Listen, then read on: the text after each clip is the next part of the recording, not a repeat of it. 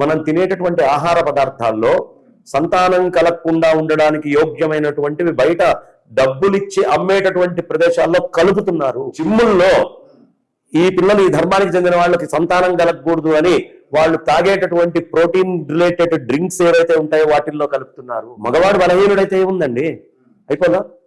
మీ ఇష్టం వచ్చినట్టు ఆర్డర్లు ఇచ్చుకొని తెచ్చి తింటే ఆహారంలో వచ్చే కల్తీ వల్ల ఈ ధర్మం మీద దాడి జరుగుతుంది. ఎందుకు అంటే కుట్ర ఈ దేశం నుంచి కాదు, విదేశాల నుంచి కుట్ర జరుగుతోంది దేశం మీద. ఇది ప్రతి భారతీయుడు తెలుసుకొని ఈ కుట్రలో భాగస్వామి కాకుండా జాగ్రత్తగా ఉండాలి. మళ్ళీ మన పద్ధతులైన ఇంట్లో వండుకొని తింటాము, సంప్రదాయాలు, జాగ్రత్తలు, పద్ధతులు అవే ఆచారాలు. అదే ఇంట్లో వండుకొని తినరా అంటే సంప్రదాయం. నీకెందుకయ్యా చెప్పడానికి వేరే వాళ్ళు ఉన్నారు, నువ్వు హాయిగా వెళ్ళి హోటల్లో తిను అంటే హోటల్లో తింటే అనారోగ్యం వచ్చే హోటళ్ళు కల్తీలు ఎక్కడ చూసినా కనిపిస్తున్నాయి. నిన్నేదో న్యూస్ చూస్తే బిర్యానీల్లో కల్తీ. కాబట్టి ఆ ఓపిక సహనము ఇంకా వండుకుండేది కూడా చచ్చిపోతుంది భవిష్యత్తులో.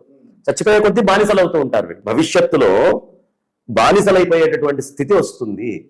ఇవాళ రకరకాలైనటువంటి దాడులు జరుగుతున్నాయి మన మీద, భారతదేశం మీద కుట్ర విదేశాల నుంచి జరుగుతోంది.